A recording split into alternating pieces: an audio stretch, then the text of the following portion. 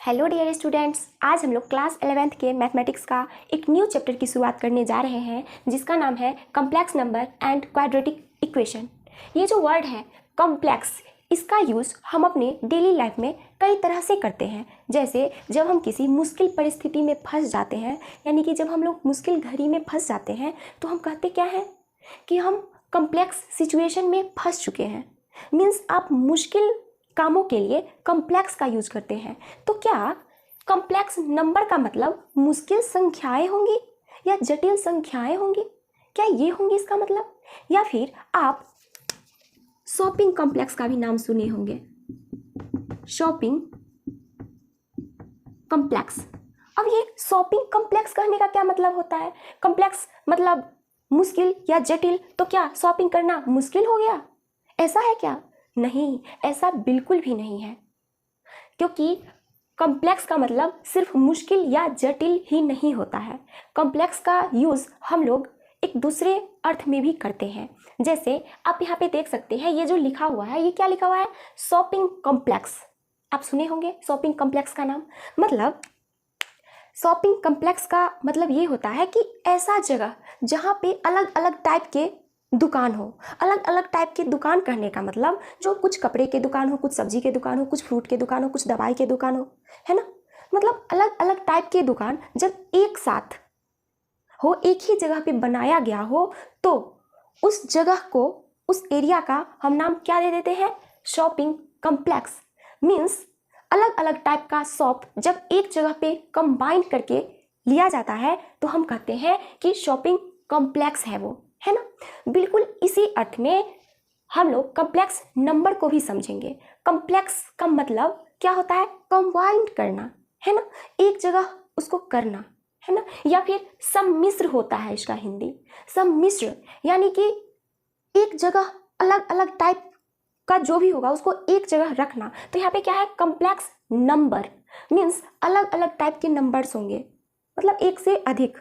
एक तो first type होगा ही और एक दूसरा टाइप का नंबर होगा, उसे जब हम एक जगह कंबाइन करके लिखेंगे तो जो नंबर बनेगा वो होगा कॉम्प्लेक्स नंबर।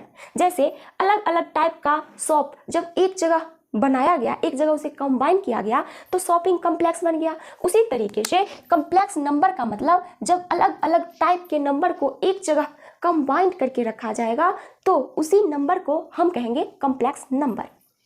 तो देखिए, मैं दो अलग अलग नंबर ले लेती हूँ, इस तरह से मैं बॉक्स बना देती हूँ। इसमें एक रियल नंबर का सेट है। मीन्स आप फर्स्ट टाइप के नंबर में जो है वो रियल नंबर ले लीजिए। अब ये सेकेंड टाइप में क्या रखेंगे? क्योंकि कॉम्प्लेक्स नंबर का मतलब होता है अलग अलग टाइप के नंबर को कंबाइन करना, है ना। तो एक तो मैं ये फर्स्ट टाइप में ले ली हूँ रियल नंबर। अब सेकेंड टाइप में क्या होगा? तो सेकेंड टाइप में जो लेते हैं हम लोग इसमें वो होता है इमेजिनरी नंबर, इमेजिनरी नंबर्स, ठीक है। एक रियल नंबर और imaginary number, real number plus imaginary number को जब आप कंबाइन करेंगे तो आपको कॉम्प्लेक्स नंबर मिलेगा, है ना। तो अभी तक तो हम लोग रियल नंबर ही पढ़े हैं, इमेजिनरी नंबर तो हम लोग जानते नहीं है कि इमेजिनरी नंबर होता क्या है।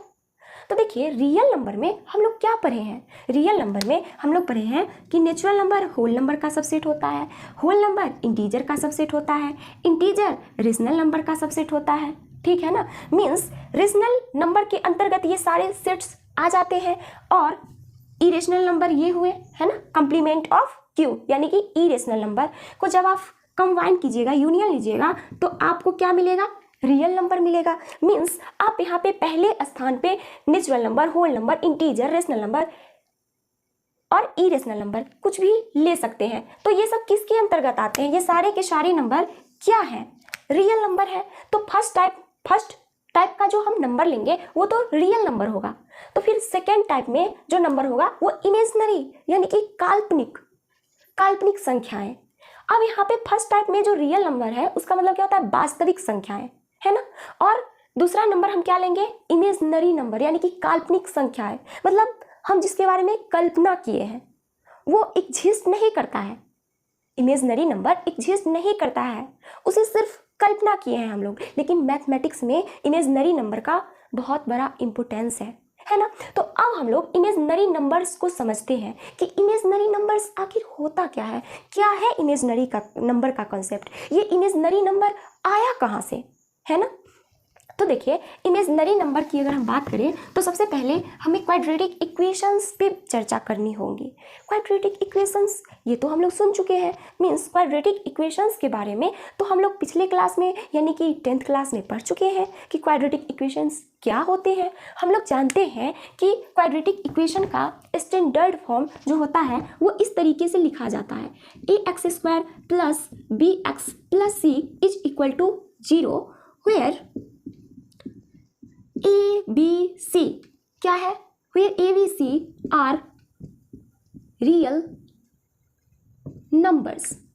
ठीक है, और एक बात कि a 0 के इक्वल नहीं होना चाहिए, क्योंकि अगर a 0 के इक्वल हो गया तो x² वाला जो टर्म है वो 0 हो जाएगा, तो फिर ये एक bx plus c is equal to 0 ये एक लीनियर इक्वेशन बन जाएगा, है ना। लेकिन हमें पढ़ना किसके बारे में है, क्वाड्रेटिक इक्वेशंस के बारे में। तो क्वाड्रेटिक इक्वेशंस होने के लिए जो x² का कॉफिशिएंट है जो कि a है उसे 0 के इक्वल नहीं होना है, जबकि a b और c रियल नंबर्स हैं। यहाँ तक बात क्लियर है, ये हम लोग जानते हैं। और हम ये भी जानते हैं कि क्वाड्रेटिक इक्वेशन के पास 2 रूट्स होते हैं, क्योंकि यहाँ पर देखिए x का जो हाईएस्ट पावर है वो क्या है, 2 है।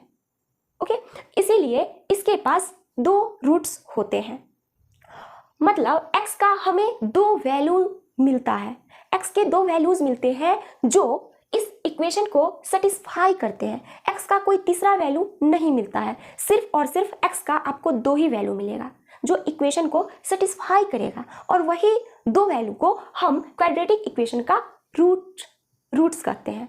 ठीक है ना, यहाँ तक तो हम लोग जानते हैं। अब देखिए हम ये भी जानते हैं कि रूट्स कैसे निकाला जाता है, किसी भी क्वाड्रेटिक इक्वेशन का रूट कैसे निकाला जाता है। तो देखिए हम क्या करते थे, क्वाड्रेटिक इक्वेशन को फैक्टराइज करते थे, फैक्टराइजेशन मेथड से हम लोग क्या करते थे, इसका रूट्स निकालते थे, या फिर हम डिस्क्रिमिनेंट निकालते थे d, है ना, और डिस्क्रिमिनेंट निकाल के तब इसका रूट निकालते थे। जैसे क्या था उसका formula, x is equal to, x बोले तो रूट, इस क्वाड्रेटिक इक्वेशन का root, x is equal to minus B plus minus root under d by 2a। इस फॉर्मूला से हम लोग किसी भी क्वाड्रेटिक इक्वेशन का रूट्स निकालते थे। तो ये d क्या होता था, अब पढ़े हैं ना चैप्टर 4 में, पिछले क्लास में, मतलब 10th क्लास में पढ़े हैं ना क्वाड्रेटिक इक्वेशन में कि d क्या होता है, b² minus 4ac, d is equal to b² minus 4ac। ठीक है, ये हम जानते हैं। अब हम ये भी जानते हैं कि जब b² minus 4ac greater than 0 होता है, मतलब 0 से बड़ा होता है, तब इस क्वाड्रेटिक इक्वेशन के जो रूट्स होते हैं वो रियल होते हैं और डिस्टिंक्ट होते हैं, मतलब अलग अलग रूट होते हैं। ठीक है ना, रियल रूट होंगे और अलग अलग टाइप के रूट होंगे, मतलब एक रूट कोई दूसरा रियल नंबर होगा और दूसरा रूट उससे अलग कोई दूसरा रियल नंबर होगा, है ना। उसके बाद जब b² माइनस 4ac, ये केस फर्स्ट था, ये केस सेकंड, जब b² माइनस 4ac 0 के इक्वल हो जाता है तो क्वाड्रेटिक इक्वेशन का रूट इक्वल होता है, रियल होने के साथ साथ क्वाड्रेटिक इक्वेशन का रूट इक्वल होता है, ये हम लोग पढ़ चुके हैं।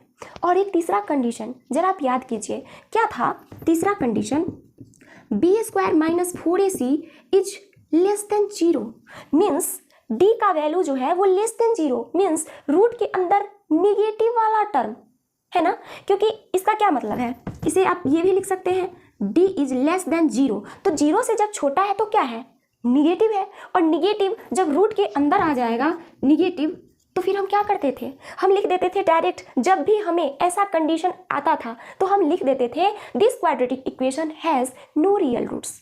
ठीक है, इसके पास रियल रूट्स नहीं होंगे। हाँ, तो हम ये समझ जाते थे जो इसके पास रियल रूट्स नहीं है, बात खत्म, यहीं पे काम खत्म, वहाँ पे कर देते थे। लेकिन जब हम अगले क्लास में आए, 11th क्लास में आए हैं, तो अब हमें यहीं से काम स्टार्ट करना है, काम खत्म नहीं हुआ है, काम को अब स्टार्ट करना है। मीन्स यहीं से कहानी स्टार्ट होती है इमेजिनरी नंबर की। कैसे, मीन्स ये निगेटिव आने का मतलब क्या है, इसे हम लोग एक एग्जाम्पल की हेल्प से समझते हैं। हम वहाँ पे क्या करते थे, जैसे ही निगेटिव आ गया कहते थे नो रियल रूट्स, मतलब रियल रूट्स नहीं होंगे इस क्वाड्रेटिक इक्वेशन के पास, है ना, मीन्स x का वैल्यू हमें रियल नहीं मिलेगा। लेकिन कुछ ना कुछ तो x का वैल्यू होगा जिसके लिए ये क्वाड्रेटिक इक्वेशन जो है LHS is equal to RHS हो जाएगा, है ना। मतलब ये जो एक्सप्रेशन है उसमें x का कुछ ना कुछ तो वैल्यू होगा जिसके लिए LHS RHS के इक्वल हो जाएगा। लेकिन हाँ, ये कंफर्म है कि वो x रियल नहीं होगा। आइए इसे हम एक एग्जाम्पल से समझते हैं। जैसे मैं एक क्वाड्रेटिक इक्वेशन लेती हूँ, यहाँ पे आप समझिए, मैं एक क्वाड्रेटिक इक्वेशन लेती हूँ x² + 1 इज इक्वल टू 0। ये एक क्वाड्रेटिक इक्वेशन है जिसमें b जो है यानी कि कोफिशिएंट ऑफ x 0 है, ठीक है ना। लेकिन कोई दिक्कत नहीं है क्योंकि x² + 1 है, मीन्स सबसे हाईएस्ट पावर जो है x का वो 2 है। इसका मतलब है कि ये एक क्वाड्रेटिक इक्वेशन है। ओके, अब इसको सॉल्व करते हैं। तो देखिए x² इज इक्वल टू -1, ये हम लिख सकते हैं ना, बिल्कुल लिख सकते हैं।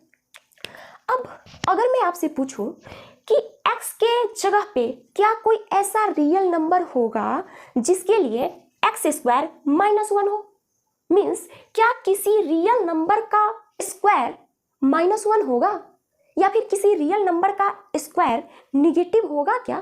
तो आप कहिएगा नहीं, क्योंकि अगर आप कोई भी रियल नंबर ले लेते हैं, पॉजिटिव, निगेटिव या 0, अगर आप उसका स्क्वायर करते हैं तो वो या तो 0 होता है या फिर पॉजिटिव रियल नंबर होता है, निगेटिव तो होता ही नहीं है। तो x के जगह पे रियल नंबर नहीं होगा तो फिर क्या होगा x के जगह पे? मीन्स इस क्वाड्रेटिक इक्वेशन का जो सॉल्यूशन होगा वो रियल नंबर नहीं होगा। तो फिर क्या होगा? तो यहीं से आता है इमेजिनरी नंबर का कॉन्सेप्ट, है ना। इमेजिनरी नंबर कहने का मतलब काल्पनिक संख्याएं, ऐसी संख्याएं जो सिर्फ कल्पना में है, जो एग्जिस्ट नहीं करता है, लेकिन मैथमेटिक्स में इसका बहुत ज़्यादा इम्पोर्टेंस है। जैसे कि आप देख सकते हैं कि ये क्वाड्रेटिक इक्वेशन है तो इसका तो सॉल्यूशन होगा ही, जरूर होगा, और इसके पास 2 सॉल्यूशन होगा। कोई भी इक्वेशन है तो उसका तो सॉल्यूशन होगा ही, बिना सॉल्यूशन का तो इक्वेशन हो ही नहीं सकता है। तो ये सॉल्यूशन रियल नंबर नहीं होगा तो फिर क्या होगा?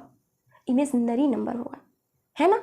तो देखिए आपको रियल नंबर सिस्टम में इस क्वाड्रेटिक इक्वेशन का रूट नहीं मिलेगा, तो आपको यहाँ पे एक अलग टाइप का नंबर सिस्टम चाहिए, एक अलग नंबर सिस्टम चाहिए जो कि रियल नहीं हो।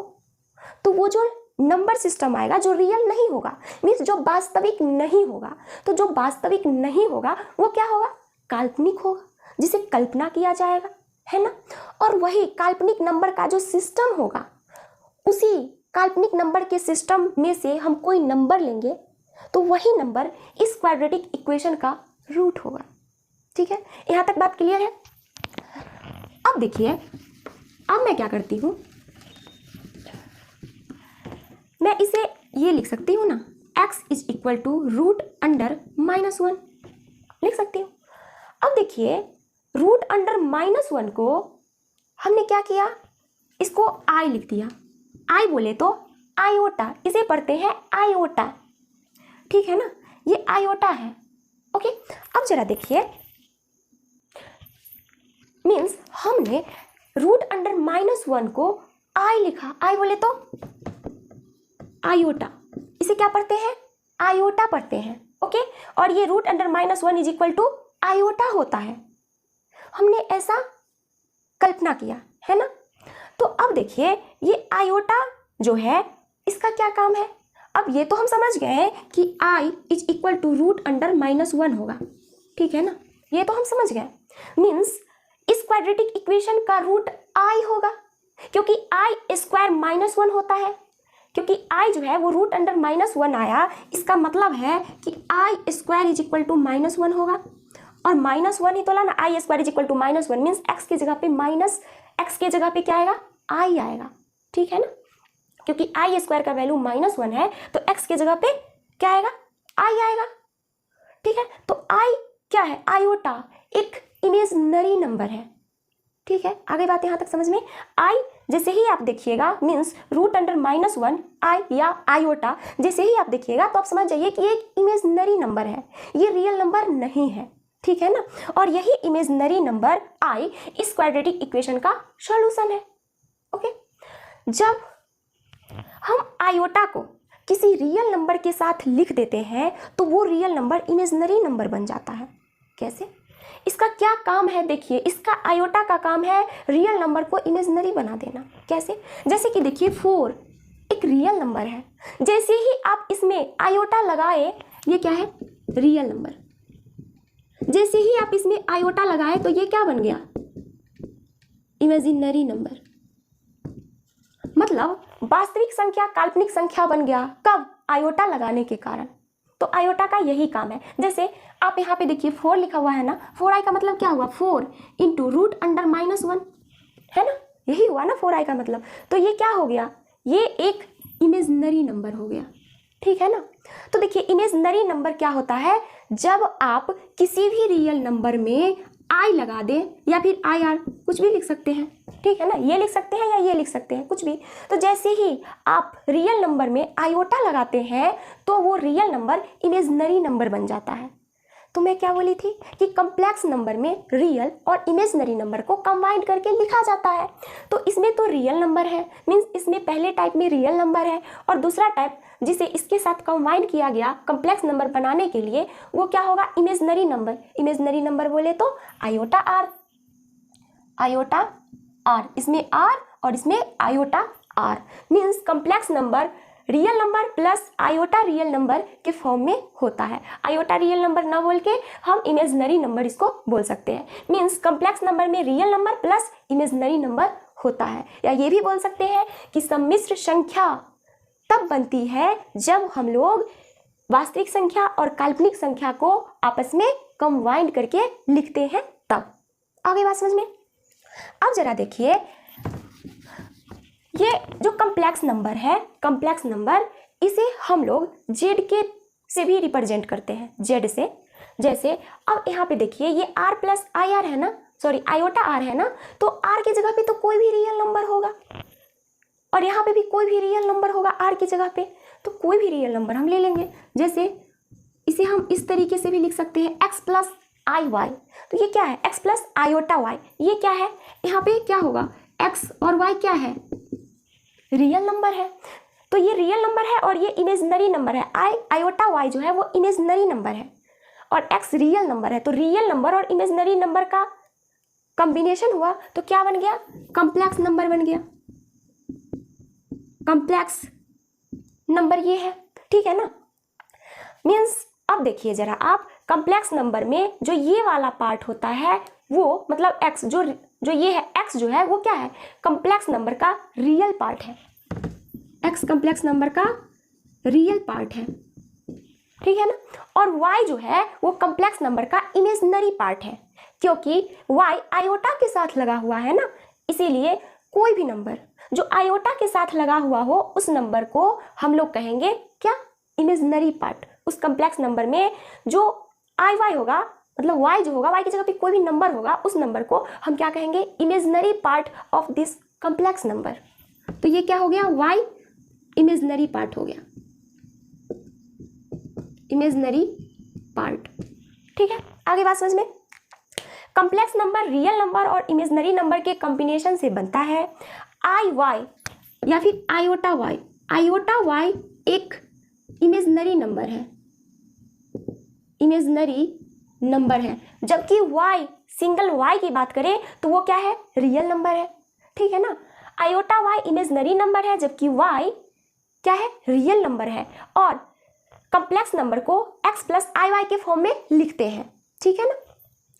x प्लस IY के फॉर्म में हम इसे लिखते हैं तो x जो होता है जिसमें आयोटा नहीं लगा रहता है उसे हम कहते हैं उस कॉम्प्लेक्स नंबर का रियल पार्ट, और जिसमें आयोटा लगा रहता है, जिस रियल नंबर में आयोटा लगा रहता है उस रियल नंबर को उस कॉम्प्लेक्स नंबर का इमेजिनरी पार्ट कहते हैं।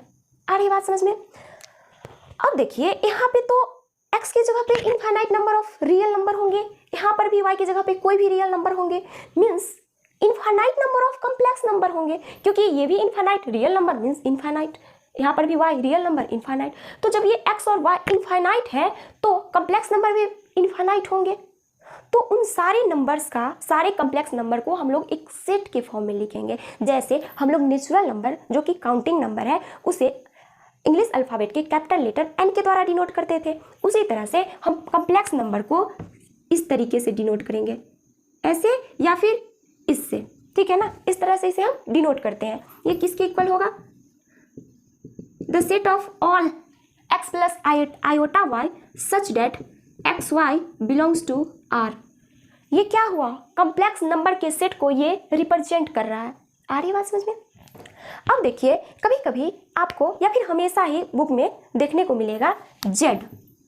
तो z का मतलब आप समझिए कॉम्प्लेक्स नंबर, मीन्स z का मतलब आप समझिए x प्लस आयोटा y। इसे याद रखना है, ठीक है? यहाँ तक बात क्लियर है? तो इसे आप लोग नोट कीजिए। अब हम लोग आयोटा पे डिस्कस करेंगे कि आयोटा के डिफरेंट पावर्स के लिए क्या वैल्यू आता है, ठीक है ना? आयोटा का अलग अलग, आयोटा टू द पावर 2, 5, 6 इस तरीके से हम लोग कैलकुलेट करेंगे। तो इसे आप लोग नोट कर लीजिए। अब जरा देखिए, अभी अभी हम लोगों ने देखा कि i is equal to root under -1 होता है, या फिर रूट अंडर -1 को i लिखते हैं। तो फिर i स्क्वायर क्या होगा? i square is equal to root under -1 into root under -1 is equal to क्या होगा? -1, ठीक है? उसके बाद आई क्यू की बात करें तो क्या होगा? i to the power 3। तो इसे हम लिख सकते हैं आई स्क्वायर इंटू आई। तो आई स्क्वायर का वैल्यू क्या होगा? -1 इंटू आई, -1 इंटू आई। तो ये क्या हो जाएगा? -i, ठीक है? आई टू द पावर 4 क्या होगा? आई स्क्वायर इंटू आई स्क्वायर, ये हम लिख सकते हैं ना। तो आई स्क्वायर का वैल्यू क्या है? -1 इंटू -1, ये क्या हो जाएगा? 1 हो जाएगा। फिर आई टू द पावर 5 क्या हो जाएगा? तो आई टू द पावर 4 इंटू आई। तो आई टू द पावर 4 का वैल्यू क्या है बताइए? आई टू द पावर 4 का वैल्यू आया है 1 into I is equal to आई। फिर आई टू द पावर 6 का वैल्यू निकालिए, वो क्या हो जाएगा? I to the power 5 into i, ये हम लिख सकते हैं। तो ये क्या होगा? आई टू द पावर 5 का वैल्यू क्या है? आई into I means I square बोले तो -1, ये लिख सकते हैं। अब I to the power 7 is equal to I to the power 6 into I is equal to I to the power 6 का value -1 into I means -i, ठीक है? उसके बाद I to the power 8 is equal to I to the power 7 into I is equal to -i into I is equal to -i square is equal to 1, क्योंकि आई square का value क्या होता है? -1, तो -i स्क्वायर का value 1 होगा। I to the power 9 is equal to I to the power 8 into I is equal to 1 into I is equal to आई। फिर आई to the power 10 is equal to I to the power 9 into I is equal to i, क्योंकि i to the power 9 का value क्या है? आई into I is equal to i square, जो कि -1 होगा। I to the power 11 is equal to I to the power 10 into I is equal to I to the power 10 का value -1 into I is equal to -i। फिर आई to the power 12 is equal to I to the power 11 into I is equal to -i into I means -i square means -1 is equal to 1। फिर इसी तरीके से आप बहुत आगे तक जा सकते हैं, ठीक है ना? ये देखिए, अब आप यहाँ पे देख सकते हैं कि जो i का वैल्यू आया, मतलब i किसका वैल्यू आया है? i का वैल्यू यहाँ पर क्या है? रूट अंडर -1 है, ठीक है ना? तो वही फिर से i किसका वैल्यू है? i टू द पावर 5 का, मीन्स i का वैल्यू और i टू द पावर 5 किसका है? जो कि i के बराबर ही है। i और i to the power 5 equal है, क्योंकि इसका तो वैल्यू i है ही, i खुद है ही, और i टू द पावर 5 का भी वैल्यू i ही है। और किसी का i दिख रहा है क्या? ये देखिए, i टू द पावर 9 का भी वैल्यू i है, ये देखिए। उसके अलावा और कोई दिख रहा है क्या? नहीं। और आगे तक लेंगे तो आएगा ही, लेकिन हम कुछ टर्म्स को लिए हैं यहाँ पे। तो देखिए, हम ये लिख सकते हैं ना, i is equal to I to the power 5 is equal to I to the power 9, क्योंकि ये सब क्या है? इक्वल है, ये लिख सकते हैं।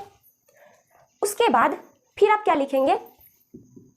आप यहाँ पे देख सकते हैं कि आई स्क्वायर, ये जो आई स्क्वायर है, उसके बाद आई स्क्वायर का क्या वैल्यू है? -1 और किसी का वैल्यू है क्या? ये देखिए, आई टू द पावर 6 और -1 i to the power 10 means हम लिख सकते हैं कि i square is equal to I to the power 6 is equal to I to the power 10, i to the power 6 is equal to I to the power 10 लिख सकते हैं।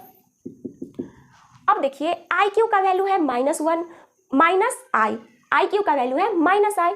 फिर से आप देखिए, आई टू द पावर 7 का वैल्यू भी है minus I, means I cube is equal to I to the power 7, I cube is equal to I to the power 7, और आई टू द पावर 7 का वैल्यू क्या है माइनस आई, वही वैल्यू फिर यहाँ पे देखिए आई टू द पावर 11 का भी है, तो ये हम लिख सकते हैं आई टू द पावर 11। फिर देखिए आई टू द पावर 4 का वैल्यू देखिए क्या है 1 है, आई टू द पावर 4 का वैल्यू क्या है 1, और वही वैल्यू फिर आई टू द पावर 8 का भी है 1, वही वैल्यू फिर आई टू द पावर 12 का भी है 1, तो हम लिख सकते हैं i to the power 4 is equal to I to the power 8 is equal to I to the power 12। और भी जब हम बहुत आगे तक जाते तो और भी हमें बहुत सारा नंबर मिलता है ना, और भी आगे तक हमें मिलते जाता सब, ठीक है। अब जरा देखिए आपको ये देख के क्या लग रहा है, देखिए यहाँ पे आई है, मीन्स इसका पावर क्या है कुछ नहीं 1 है ना, कुछ नहीं लिखा हुआ है, इसका मतलब इसका पावर क्या है 1 है। 1 के बाद फिर पावर कितना बढ़ा 4 बढ़ा तब तो ये 5 हुआ ना, मीन्स यहाँ पे देखिए आई है और ये आई टू द पावर 5 है, कितना बढ़ा +4 हुआ, फिर आई टू द पावर 9 है, फिर 5 में 4 जोड़िएगा तब 9 आएगा, मीन्स 4 आप बढ़ा रहे हैं तो आपको वही वैल्यू मिल रहा है, means i is equal to I to the power 5 is equal to I to the power 9। फिर आप दूसरे में भी देखिए जो आई स्क्वायर का वैल्यू है वही आई टू द पावर 6 का है और वही आई टू द पावर 10 का है, इसमें भी देखिए 4 का वृद्धि हो रहा है पावर में, तो 2 में 4 ऐड किए तो ये क्या हुआ 6 में 4 ऐड किए तो 10। फिर ये भी देख सकते हैं कि ये इक्वल है, मीन्स 3 में 4 ऐड किए तो 7 में 4 ऐड किए तो 11। फिर इसी तरीके से 4 ऐड करते करते आप आगे तक जा सकते हैं, सब में आप 4 ऐड करते करते आगे तक जा सकते हैं। इसका मतलब आप समझ रहे हैं कि कम्प्लेक्स नंबर मतलब 4 मतलब आई टू द पावर 4 के बाद फिर से रिपीट करता है ना। तो देखिए आप इसको क्या लिख सकते हैं, इसका एक स्टैंडर्ड फॉर्म में आई टू द पावर क्या लिख सकते हैं, जरा सोचिए क्या होगा। यहाँ पे हम तो ये कह सकते हैं कि कम्प्लेक्स नंबर अपने आप को 4 के मल्टीपल में रिपीट करता है। यहाँ पे हम लिख सकते हैं कि कम्प्लेक्स नंबर अपने आप को 4 के मल्टीपल में रिपीट करता है, क्योंकि देखिए 4 मल्टीपल और बढ़ेगा i into i into i into i, मतलब आई टू द पावर 4, फिर आई to the power 8, i to the power 12, जैसा कि आप देख रहे हैं, तो वो क्या हो रहा है फिर से रिपीट हो रहा है। तो इसीलिए मैं लिख दी हूँ कम्प्लेक्स नंबर अपने आप को 4 के मल्टीपल में रिपीट करता है ना। अब जरा देखिए आप इसको स्टैंडर्ड फॉर्म में क्या लिख सकते हैं, आप जरा देखिए यहाँ पे क्या दिया हुआ है i is equal to I to the power 5 is equal to I to the power 9। इसे आप क्या लिखेंगे, इसे आप ये लिख सकते हैं ना, जरा देखिए इसे आप लिख सकते हैं आई टू द पावर, एक स्टैंडर्ड फॉर्म मतलब हमें इसमें एक नेचुरल नंबर को इन्वॉल्व करके लिखना है, तो आप इसे क्या लिखेंगे, इसे हम लिखेंगे i to the power 4n + 1 where n belongs to capital N, ठीक है ना। तो देखिए यहाँ पे जो है आप कोई भी नेचुरल नंबर लीजिएगा, कोई भी नेचुरल नंबर, तो आई टू द पावर 4 का वो मल्टीपल में आएगा, तो 4 का मल्टीपल में वो जैसे ही आएगा तो देखिए 4 का मल्टीपल वाला जो नंबर है वो 1 हो जाएगा, है ना, 1 हो जाएगा। और फिर आई का वैल्यू सिर्फ आई टू द पावर 4n + 1 का मतलब क्या होगा, जरा देखिए आई टू द पावर 4n + 1 का मतलब i to the power 4n into i, ये होगा। और यहाँ पे n जो है वो नेचुरल नंबर है, मतलब n के जगह पे कोई भी नेचुरल नंबर हो सकता है, और वो 4 के साथ मल्टीप्लिकेशन है, नेचुरल नंबर का प्रोडक्ट है। तो देखिए आई टू द पावर 4n मतलब i का जो पावर है वो जब 4 का मल्टीपल होता है तो क्या होता है, उसका वैल्यू 1 होता है। जैसा कि आप देख सकते हैं i to the power 4, i to the power 8, i to the power 12 का वैल्यू इसमें क्या आया है 1 आया है, मीन्स 4 के मल्टीपल में वैल्यू 1 आता है। तो यहाँ पे आप लिख सकते हैं i to the power 4n is equal to 1 into I is equal to i, ठीक है ना। तो ये जब इसको आप कैलकुलेट किए तो इसका वैल्यू क्या आया, आई आया फॉर ऑल नेचुरल नंबर के लिए। तो देखिए इस तरीके से ये आगे बढ़ते चला जाएगा, तो इसका जो एक ये स्टैंडर्ड फॉर्म है वो ये आएगा आई टू द पावर 4n + 1। तो आप यहाँ पे n के जगह पे 0 डालिए तो क्या हो जाएगा i to the power 0 + 1 means i to the power 1, तो वो आई होगा। फिर आप यहाँ पे n के जगह पे 1 रखिए तो क्या होगा 4 × 1 + 1 यानी कि आई टू द पावर 5 आ जाएगा। आप यहाँ पर n के जगह पे 2 रखिए तो क्या होगा 4 × 2 8 + 1 यानी कि 9 आई टू द पावर 9 हो जाएगा, ठीक है ना। मतलब ये एक ऐसा फॉर्मूला है जिसमें आप सारे नेचुरल नंबर को डालते जाइए और ये सारे टर्म आपको मिलते चले जाएंगे आगे तक। फिर उसी तरीके से इसके लिए भी एक फॉर्मूला यहाँ पे लिख देते हैं जिसमें सारे नेचुरल नंबर को डालेंगे तो हमें ये सब मिलेगा। तो देखिए ये क्या होगा, ये होगा i⁴n + 2, क्योंकि i⁴n इंटू आई स्क्वायर के फॉर्म में इसे हम लिख सकते हैं। तो i⁴n तो 1 हो जाएगा, क्योंकि 4 के मल्टीपल में अगर i का पावर हो तो वो 1 होता है, तो 1 हो जाएगा। बचेगा क्या, इंटू आई स्क्वायर, तो 1 इंटू आई स्क्वायर क्या होगा, आई स्क्वायर हो जाएगा। तो देख रहे हैं ना, इसीलिए मैं ऐसा कर दी हूँ। तो n की जगह पे यहाँ पे 0 रखिए तो क्या आएगा, आई स्क्वायर आएगा ये वाला। n की जगह पे आप रखिए 1 तो क्या आएगा, i⁶ आएगा ये वाला। फिर उसी तरीके से आप आगे बढ़ते चले जाइएगा तो इधर भी आगे बढ़ते बढ़ते आपको और भी वैल्यूज मिलते चले जाएंगे। फिर उसी तरीके से आप इसे लिख सकते हैं i⁴n + 3 और इसे लिख सकते हैं i⁴n। ठीक है ना, यहाँ तक बात क्लियर है, आ गई समझ में। मतलब आपको ये ध्यान रखना है कि कम्प्लेक्स नंबर अपने आप को 4 के मल्टीपल में रिपीट कर रहा है। ठीक है ना, 4 के मल्टीपल में रिपीट कर रहा है कम्प्लेक्स नंबर अपने आप को। तो ये अब बोलिएगा ये आई का मतलब तो आप इमेजिनरी नंबर बताए थे, और अभी कह रहे हैं कि ये कम्प्लेक्स नंबर जो है, कम्प्लेक्स नंबर अपने आप को 4 के मल्टीपल में रिपीट करता है, तो ये इमेजिनरी नंबर ना अपने आप को 4 के मल्टीपल में रिपीट कर रहा है, आप इसे कम्प्लेक्स नंबर क्यों कह रही हैं। तो देखिए जरा, ये आई एक कम्प्लेक्स नंबर के फॉर्म में लिख सकते हैं इसको कैसे, i = 0 + i, ये लिख सकते हैं ना।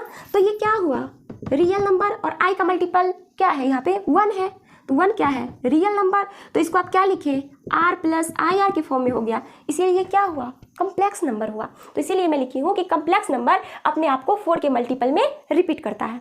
ठीक है, यहाँ तक बात क्लियर है। अगर मैं आपसे पूछूं कि i⁻67 का वैल्यू क्या होगा, मीन्स मैं यहाँ पे लिख रही हूँ i⁻, इस सारे के लिए है n belongs to capital N, इन चारों केसेस के लिए i⁻67, अरे इसका वैल्यू क्या होगा। हम लोगों ने तो 12 तक ही निकाला था, i⁻67 तो निकाला नहीं था, लेकिन हम तो जानते हैं कि कम्प्लेक्स नंबर अपने आप को 4 के मल्टीपल में रिपीट करता। तो मैं क्या करूँगी, इसमें 4 से डिवाइड दे दूंगी, किसमें, 67 में। तो चलिए देते हैं 67 में 4 से डिवाइड, क्या होगा,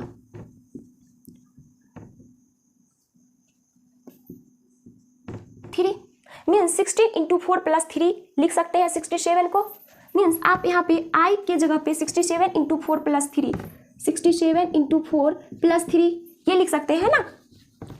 अब देखिए ये क्या हो जाएगा, i⁴ × 67 × i⁻3 ये होगा। अब देखिए ये 4 × n के फॉर्म का है, 4n है ना, ये i⁴n, i⁴4, i⁴8, i⁴12 और i⁴ ये 4n के फॉर्म का है, 4n, n यहाँ पे 67 क्या है, नेचुरल नंबर है। ठीक है ना, तो जब i⁴n के फॉर्म का होता है तो उसका वैल्यू क्या होता है, i⁴ से कंपेयर कीजिए, क्योंकि i⁴n = i⁴ एंड i⁴ = 1, सो यहाँ पे क्या होगा, i⁴ × 67 का वैल्यू 1 होगा, और इंटू i⁻3, और i⁻3 का वैल्यू आप यहाँ पे देख सकते हैं कि -i है, इसलिए इसका वैल्यू क्या होगा, -i हो जाएगा। i⁻67 का वैल्यू -i हो जाएगा।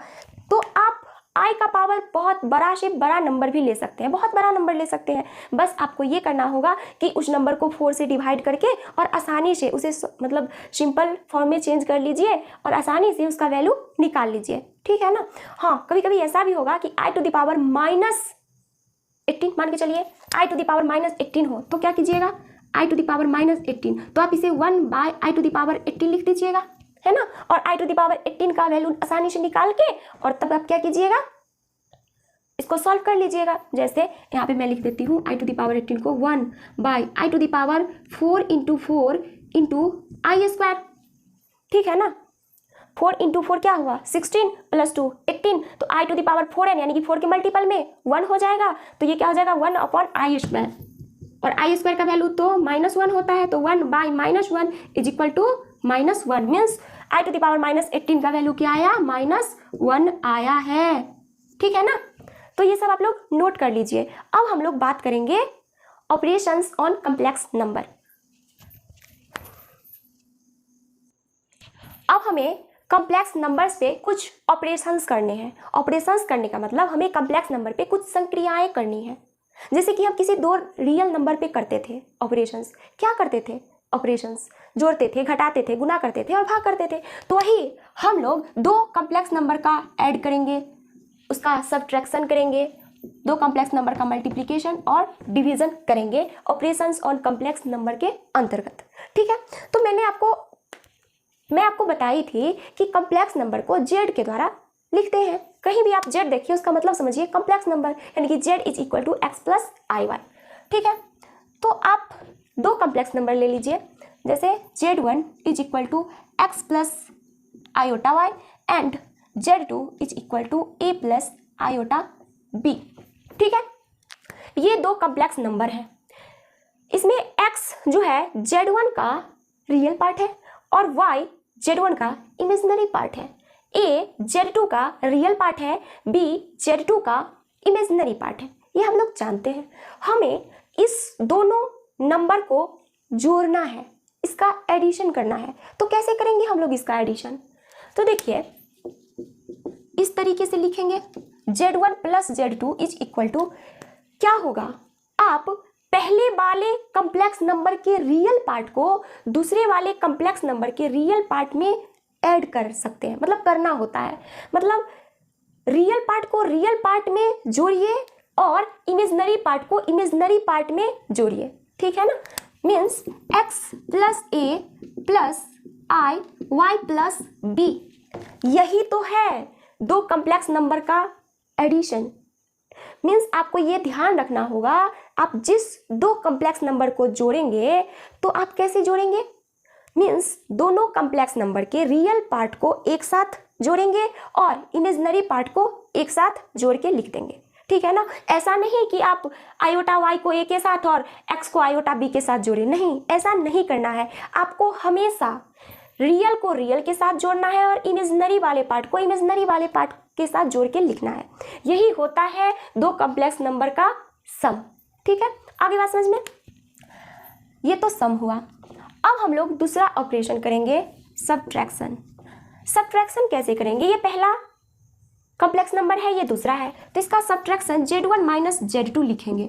और फिर जैसे हम एडिशन करते हैं, जैसे रियल को रियल के साथ ऐड किए थे और इमेजिनरी को इमेजिनरी के साथ ऐड किए थे, वैसे ही हम लोग रियल में से रियल वाले पार्ट को घटाएंगे और इमेजिनरी में से इमेजिनरी वाले पार्ट को घटाएंगे। जैसे हम लिखेंगे x minus A plus i Y minus B. यही है दो कॉम्प्लेक्स नंबर का डिफरेंस। आई बात समझ में? मीन्स आप रियल में से इमेजिनरी पार्ट को माइनस नहीं कर सकते या इमेजिनरी में से रियल पार्ट को माइनस नहीं कर सकते। आपको जब भी जोड़ना या घटाना हो दो कॉम्प्लेक्स नंबर को, तो आपको रियल पार्ट को रियल पार्ट के साथ और इमेजिनरी पार्ट को इमेजिनरी पार्ट के साथ जोड़ना होगा। और घटाने के लिए रियल पार्ट को रियल पार्ट के साथ घटाना होगा और इसमें से इसको घटा के ऐसे लिखना होगा। आई बात समझ में? मल्टीप्लीकेशन कैसे होगा? तीसरा operation, third operation, multiplication of two complex numbers. Multiplication के लिए हम क्या करेंगे, लिखेंगे Z1 इंटू Z2। ठीक है ना, इसका मतलब है कि दो कॉम्प्लेक्स नंबर Z1 और Z2 का प्रोडक्ट। तो प्रोडक्ट में क्या करेंगे, प्रोडक्ट में हमें रियल नंबर को रियल नंबर के साथ और इमेजिनरी नंबर को इमेजिनरी नंबर के साथ मल्टीप्लाई करके नहीं लिखना है। ऐसा हमें नहीं करना है। हमें सिर्फ एडिशन और सब्ट्रैक्शन में ही रियल को रियल के साथ और इमेजिनरी को इमेजिनरी के साथ कंबाइन किए थे, है ना। लेकिन हमें प्रोडक्ट करने में ऐसा बिल्कुल भी नहीं करना है। जैसा कि हम लोग जानते हैं कि प्रोडक्ट करने में हम क्या करते थे, प्रत्येक नंबर को प्रत्येक नंबर के साथ मल्टीप्लिकेशन करेंगे। तो क्या करेंगे हम लोग, Z1 इंटू Z2 में x plus i Y into a plus i B. ठीक है ना, तो ये क्या हो जाएगा, x के साथ सारा का मतलब रियल और इमेजिनरी सब का मल्टीप्लिकेशन होगा, a plus i b plus iota y into a plus i b, ये होगा। ठीक है ना, मीन्स रियल को इमेजिनरी के साथ मल्टीप्लाई आप कर सकते हैं, इमेजिनरी को रियल के साथ। ठीक है ना, तो इस तरीके से आपको करना होगा। कैसे, हम लिखेंगे x a plus iota b x plus iota y a plus i square b y, ये लिख सकते हैं। अब आप इसे लिख दीजिए। अब देखिए प्लस आयोटा कॉमन ले लीजिए, बी एक्स और ये वाई ए है ना, प्लस वाई ए एक साथ रहने दीजिए और ये आई स्क्वायर -1 हो जाएगा, तो माइनस बी वाई। तो आप इसे लिख सकते हैं x A minus B Y plus i B x plus Y ए, या फिर ए वाई लिख सकते हैं आप इसे। तो देखिए आप इसे ए प्लस आई बी के फॉर्म में भी लिख दिए हैं। ठीक है ना, तो ये मल्टीप्लिकेशन है। ठीक है, अब हम लोग डिवीज़न के बारे में बात करेंगे, पर मैं अभी आपको डिवीज़न नहीं बताऊंगी, मैं आपको कुछ टॉपिक बता के आगे डिवीज़न बताऊंगी ताकि आपको अच्छे से समझ में आ जाएगा। ठीक है ना, तो अब हम लोग बात करेंगे multiplicative inverse of complex number, कि कॉम्प्लेक्स नंबर का मल्टीप्लिकेटिव इनवर्स क्या होता है। Multiplicative inverse of complex number. मान लीजिए कि z कोई कॉम्प्लेक्स नंबर है, ठीक है ना, तो इसका जो मल्टीप्लिकेटिव इनवर्स होता है उसे z स्टार के द्वारा रिप्रेजेंट करते हैं, है ना। मतलब z का मल्टीप्लिकेटिव इनवर्स को हम लोग लिखते हैं z स्टार। ठीक है, और ये डिफाइन कैसे होता है, मीन्स जब आप कॉम्प्लेक्स नंबर को उसके मल्टीप्लिकेटिव इनवर्स के साथ प्रोडक्ट कीजिएगा तो वो 1 के इक्वल आएगा। ठीक है ना, मीन्स हम ये भी लिख सकते हैं मल्टीप्लिकेटिव इनवर्स ऑफ z और z star is equal to 1/z।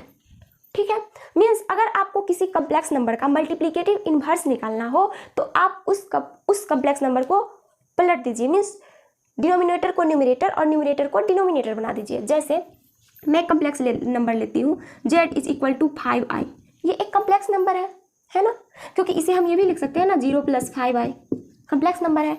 तो मैं इस कॉम्प्लेक्स नंबर का मल्टीप्लिकेटिव इनवर्स निकालना चाहती हूँ, तो क्या होगा, z star is equal to 1/5i। ठीक है ना, अब इसे आप ये भी लिख सकते हैं 1/5i है ना, तो आप क्या कीजिए ऊपर और नीचे मीन्स न्यूमरेटर और डिनोमिनेटर दोनों में ऐसे मल्टीप्लाई कर दीजिए, तो क्या हो जाएगा i/5i², तो ये क्या हो जाएगा i/5 इंटू -1, क्योंकि i² का वैल्यू क्या होता है -1, तो क्या हो जाएगा -i/5। ठीक है ना, तो 5i का मल्टीप्लिकेटिव इनवर्स -i/5 आया, तो आप इसका और इसका प्रोडक्ट कीजिए, देखिए 1 आता है कि नहीं। ठीक है ना, आप जब इसका और इसका प्रोडक्ट कीजिएगा ना तो 1 आएगा। कैसे, जरा देखिए, z इंटू z स्टार बोले तो मल्टीप्लिकेटिव इनवर्स ऑफ z 1 आना है, क्योंकि ये प्रॉपर्टी होता है कि मल्टीप्लिकेटिव इनवर्स के साथ जब आप कॉम्प्लेक्स नंबर को मल्टीप्लाई कीजिएगा तो 1 आएगा। तो कीजिए मल्टीप्लाई, z क्या था 5i इंटू मल्टीप्लिकेटिव इनवर्स क्या आया -i/5, 5 से 5 कैंसल और -i², यानी कि -1 इज इक्वल टू 1 आ गया ना। तो ये आप समझ सकते हैं कि मल्टीप्लिकेटिव इनवर्स कैसे हुआ, आप ये समझ गए, इसे आप लोग नोट कर लीजिए। अब हमें इस दो एक्सप्रेशन को a + ib के फॉर्म में बदलना है, तो ये a + ib के फॉर्म में नहीं है, ये तो a + ib का होल स्क्वायर के फॉर्म में है, इसे हमें a + ib के फॉर्म में बदलना है और इसे भी बदलना है। मीन्स आपको एक्सरसाइज में भी प्रॉब्लम आएगा जिसमें कुछ प्रॉब्लम्स दिए रहेंगे, अलग अलग टाइप का एक्सप्रेशन दिया रहेगा और आपसे कहा जाएगा कि आप उसे a + ib के फॉर्म में बदलिए। तो देखिए हम कैसे बदलेंगे, जैसे ये है ना, क्या है 3 + 5i का होल स्क्वायर, तो इसे हम लोग लिखेंगे, ये तो देखने से लग रहा है a + b का होल स्क्वायर के फॉर्म का है, तो इसे हम लोग लिखेंगे 3 का स्क्वायर प्लस 5i का square, a² + b² plus 2ab। ठीक है, तो ये क्या हो जाएगा 9 + 25i² और ये क्या हो जाएगा 30i is equal to 9 - 25 plus 30i, ये हो जाएगा, है ना, ये हो जाएगा -16 प्लस 30i। तो ये आ गया ना a + ib के फॉर्म का, जहाँ पे a is equal to -16 and b is equal to 30। आगे बात समझ में।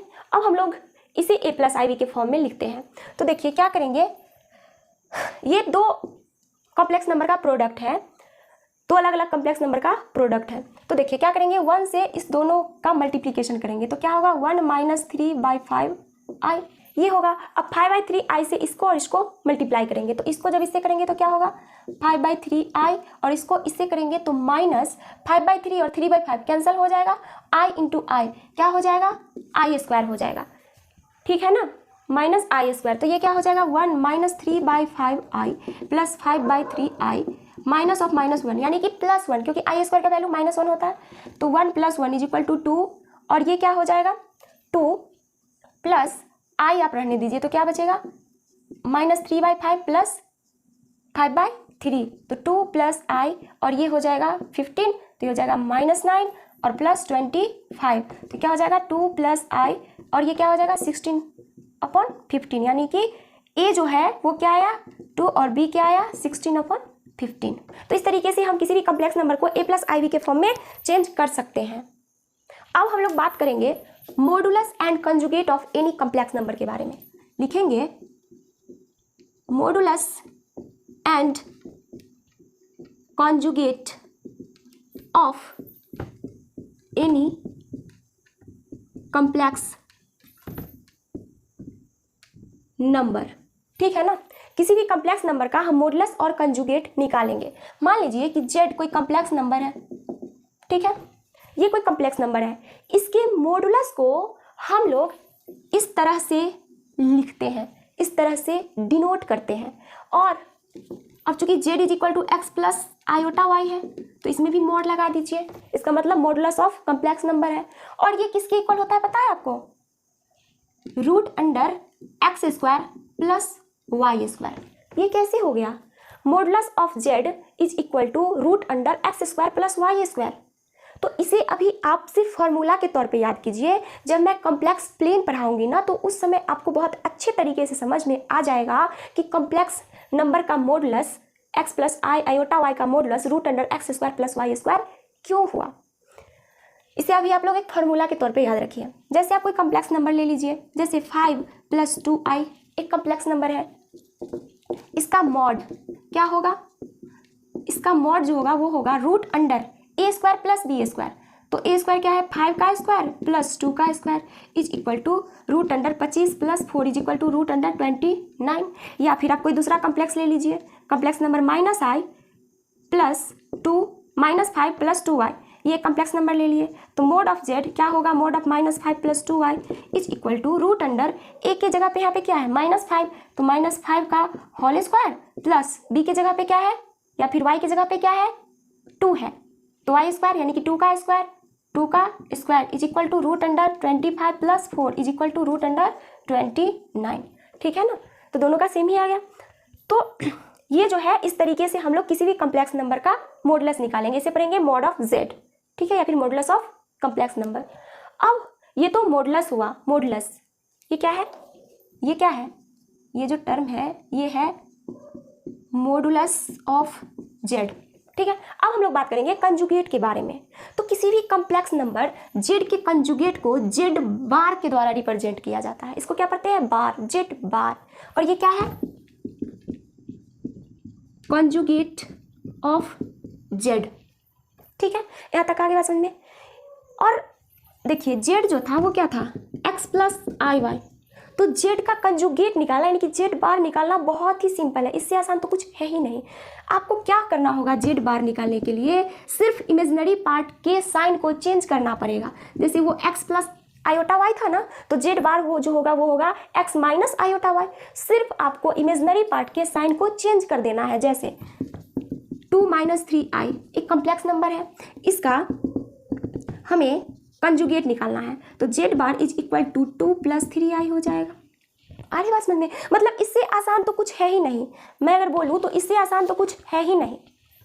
ठीक है ना, अगर ये तो सिंपल था ना, अगर मैं लिखूँ 1/3 + 4i, ये है ना, इसका आप कंजुगेट निकालिए।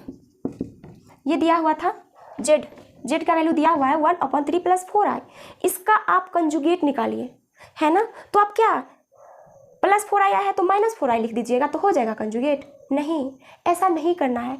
आपको क्या करना पड़ेगा, सबसे पहले इसे a प्लस आई वी के फॉर्म में लिखना होगा या फिर x प्लस आई वाई के फॉर्म में रिप्रेजेंट करना होगा, क्योंकि x प्लस आई वाई के फॉर्म में जो रहता है उसके लिए ना ये कंजुगेट है x माइनस आई वाई। ठीक है ना, तो इसे हमें पहले x प्लस आई वाई के फॉर्म में चेंज करना होगा और उसके बाद जो इमेजिनरी पार्ट होगा उसका साइन चेंज करना होगा, तब हम उसका कंजुगेट निकालेंगे। तो देखिए हम इसे क्या करेंगे, z is equal to 1/3 + 4i है ना, तो ये जो नीचे में डिनोमिनेटर है 3 + 4i, ये तो कोई कम्प्लेक्स नंबर है c, मान के चलिए ये कोई कम्प्लेक्स नंबर c से इसे रिप्रेजेंट कर देते 3 + 4i। ठीक है, तो हमें इस कम्प्लेक्स नंबर का कंजुगेट से न्यूमरेटर और डिनोमिनेटर में गुना करना है ताकि हम आसानी से इसे a प्लस आई वी के फॉर्म में चेंज कर लें। ठीक है ना, मतलब जिसका आपको कंजुगेट निकालना है, यहाँ पे इस नंबर का कंजुगेट निकालने के लिए ये डिनोमिनेटर में जो कॉम्प्लेक्स नंबर है उसके कंजुगेट से आपको न्यूमरेटर और डिनोमिनेटर में मल्टीप्लिकेशन करना होगा। तो इसका कंजुगेट क्या होगा, 3 माइनस 4i होगा, क्योंकि 3 प्लस 4i है। तो हम लोग जानते हैं कंजुगेट में ये जो इमेजिनरी पार्ट होता है उसका साइन चेंज हो जाता है। तो ये क्या हो जाएगा, 3 माइनस 4i। 3 माइनस 4i से न्यूमरेटर और डिनोमिनेटर में आप क्या कर दिए, मल्टीप्लिकेशन कर दिए। तो ये क्या हो गया, 3 माइनस 4i ऊपर में हो जाएगा न्यूमरेटर में, और ये क्या हो जाएगा, a square minus b square, 3 का स्क्वायर माइनस 4i का स्क्वायर। तो ये क्या हो जाएगा, 3 minus 4i upon 9 minus 16i square, 16i square यानी कि माइनस 16, ये हो जाएगा ना 4i 16i स्क्वायर। तो आई स्क्वायर माइनस 1 और माइनस माइनस प्लस बन जाएगा, तो प्लस 16। ठीक है, तो ये क्या हो जाएगा, 3 माइनस 4i अपॉन 25। तो ये तो आप z को इस फॉर्म में लिख दिए हैं, z is equal to this. अब हमें z का वैल्यू देखिए क्या है, z का वैल्यू आपको आया है z इज इक्वल टू 3, या फिर आपको इसे ये भी इस तरीके से भी लिख सकते हैं 1/25 इंटू 3 माइनस 4i। ठीक है, a माइनस बी के फॉर्म का है, a प्लस आई वी के फॉर्म का है, जहाँ पे b क्या है, -4 है। तो आप इसका क्या करिए, कंजुगेट निकालिए। Means z bar is equal to 1/25 और ये 3 प्लस 4i, ये होगा इसका कंजुगेट। आगे बात समझ में, इसे आप लोग नोट कीजिए। जब मैं ऑपरेशंस और कॉम्प्लेक्स नंबर बता रही थी तो मैं आपको बताई थी कि मैं 2 कॉम्प्लेक्स नंबर के डिवीजन को बाद में बताऊंगी, तो वो मैं अभी आपको बता रही हूँ। Z1 और Z2 2 कॉम्प्लेक्स नंबर का डिवीजन जो होता है उसे इस तरीके से डिनोट किया जाता है। ठीक है, और इसे आप ऐसे भी लिख सकते हैं Z1 इंटू 1/Z2, ये भी आप लिख सकते हैं। तो इस तरीके से हम इसे लिख देते हैं। अब मैं क्या करती हूँ, मैं इसे आपको एग्जाम्पल की सहायता से करके बताती हूँ। जैसे मैं Z1 is equal to 6 plus 3i ले ली हूँ और Z2 is equal to 2 minus i ये ले ली हूँ। ये 2 अलग अलग कॉम्प्लेक्स नंबर मैं ले ली हूँ। अब मैं आपको इसका क्या निकालना है, डिवीजन करना है, हमें कोसेंट निकालना है। तो देखिए हम क्या करेंगे, Z1 upon Z2 is equal to Z1 into 1/Z2 ये लिख सकते हैं। तो ये क्या हो जाएगा, Z1 यानी कि 6 plus 3i into 1/2 minus i, ये होगा। इसका हमें वैल्यू निकालना है। ठीक है ना, तो ये हम कैसे निकालेंगे, ये क्या किस फॉर्म में आ गया है, जरा यहाँ पे आप देखिए। ये क्या आया है, 6 Z1 upon Z2 is equal to 6 plus 3i upon 2 minus i, ये आया है। तो देखिए मैं क्या करूँगी, यहाँ पे ये जो Z2 है ना उसके कंजुगेट से, मीन्स डिनोमिनेटर में जो कॉम्प्लेक्स नंबर रहेगा उसके कंजुगेट से न्यूमरेटर और डिनोमिनेटर में मल्टीप्लिकेशन कर दूंगी। तो क्या होगा इसका कंजुगेट, 2 माइनस i का कंजुगेट 2 प्लस i हो जाएगा, 2 plus i upon 2 plus i। मैं न्यूमरेटर और डिनोमिनेटर दोनों में मल्टीप्लाई कर दी हूँ 2 प्लस i से। तो ये क्या हो जाएगा, 6 plus 3i into 2 plus i, और ये क्या हो जाएगा, a minus b into a plus b, means a square minus b square, 2 का square minus of minus i का स्क्वायर। ठीक है ना, ए स्क्वायर और माइनस बी स्क्वायर, बी की जगह पे i है तो i square is equal to 6 से इसमें आप मल्टीप्लीकेशन कीजिए तो 6 2 जा 12 प्लस 6i, 12 प्लस 6i, और ये क्या हो जाएगा, 6i plus 3i square, 6i plus 3i square. तो ये क्या हो जाएगा, 4 minus of minus 1 is equal to 3, 12 plus 12i minus 3 हो जाएगा क्योंकि i स्क्वायर का वैल्यू -1 होता है, और ये 4 माइनस ऑफ -1 यानी कि ये आ जाएगा 4 प्लस 1 आ जाएगा। तो ये क्या हो जाएगा, 12 में से 3 गया तो ये हो जाएगा 9 प्लस 12i अपॉन 5। ठीक है ना, तो Z1 अपॉन Z2 का वैल्यू ये आ गया, और इसे आप इस तरीके से भी लिख सकते हैं। ठीक है, Z इज इक्वल टू, अगर x प्लस आई वाई के फॉर्म में देखा जाए तो यहाँ पे जो ये क्या होगा, रियल पार्ट हो जाएगा, और ये क्या हो जाएगा, इमेजिनरी पार्ट। ठीक है, आपके मन में ये सवाल आ रहा होगा कि ये आप मुझे पहले क्यों नहीं बताएं, ये तो बहुत सिंपल था, आप क्यों बोले किसी मैं बाद में बताऊंगी? क्योंकि मैं इसका कोसेट निकालने के लिए क्या की हूँ, जो डिनोमिनेटर में मतलब जिससे भाग दिया गया है उस कॉम्प्लेक्स नंबर का कंजुगेट से न्यूमरेटर और डिनोमिनेटर में मल्टीप्लिकेशन की हूँ, इस नंबर के कंजुगेट से। तो आप उस टाइम कंजुगेट नहीं पढ़े थे, है ना? तो मैं आपको उस टाइम कैसे समझाती कि इसके कंजुगेट से न्यूमरेटर और डिनोमिनेटर को मल्टीप्लाई करना है। मीन्स दो कॉम्प्लेक्स नंबर का डिवीजन निकालने के लिए आपका जो ये डिनोमिनेटर होता है उसके कंजुगेट से न्यूमरेटर और डिनोमिनेटर को मल्टीप्लाई करना होता है। तो उस टाइम तो मैं कंजुगेट पढ़ा ही नहीं थी, इसीलिए कुछ स्टूडेंट्स के मन में ये आ रहा होगा कि 2 माइनस आई था तो 2 प्लस आई, 2 प्लस आई मतलब हर पर व्याकरण कर दिए, नहीं, या फिर रेशनलाइजेशन, तो नहीं, ये रेशनलाइजेशन नहीं है। क्योंकि रेशनलाइजेशन में क्या होता है कि डिनोमिनेटर में जो इरेशनल नंबर होता है उसे हटाने के लिए हम लोग रेशनलाइजेशन करते हैं। लेकिन क्या यहाँ पे डिनोमिनेटर में इरेशनल नंबर है क्या? नहीं है, ये तो कॉम्प्लेक्स नंबर है। तो इसे हम रेशनलाइजेशन कैसे करेंगे, मीन्स इसे पढ़ने में हम कैसे चेंज करेंगे, है ना? तो यहाँ पे ये रेशनलाइजेशन नहीं हुआ है, बल्कि डिनोमिनेटर के कंजुगेट से न्यूमरेटर और डिनोमिनेटर का मल्टीप्लिकेशन हुआ है। आगे बात समझ में यहाँ तक ठीक है? तो आज मैं यहीं पे लेक्चर को ख़त्म करती हूँ। अब मैं अगले वीडियो लेक्चर में एक्सरसाइज की प्रॉब्लम को सॉल्व करके बताऊँगी।